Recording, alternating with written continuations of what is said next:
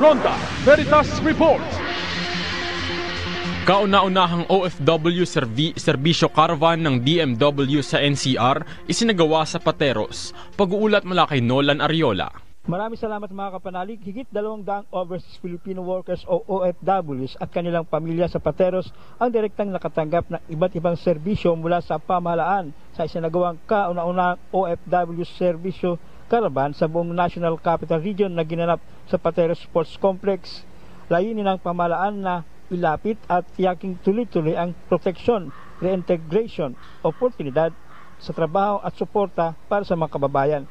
Nagtulong-tulong sa caravan ang iba't ibang ahensya ng pamahalaan tulad ng OWA, ESDA, SSS, PhilHealth, Pag-ibig Fund, Land Bank, Public Employment Service Office ng Pateros, OFW Hospital at mga pribadong recruitment agencies.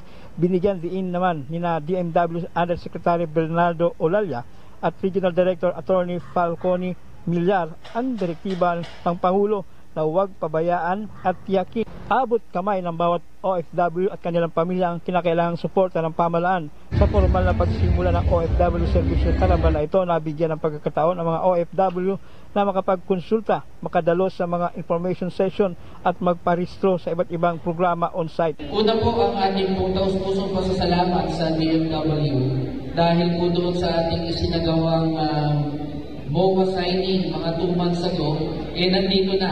Nasimulan na po natin ang serbisyo sa pamamagitan po nitong inyong serbisyo caravan. Nagpaano ko sa PhilHealth, nagpa-register ako sa kanila. Bali ako naman naging serbisyo, tapos mabilis, na ano naman nila yung mga tanong ko, nasagot naman nila ng maayos.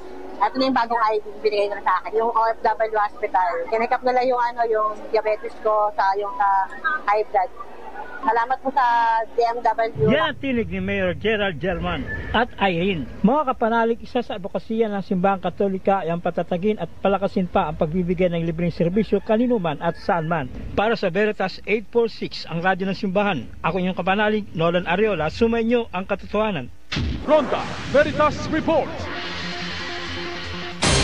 Veritas 846, ang radyo ng simbahan, the number one faith-based radio station. Makinig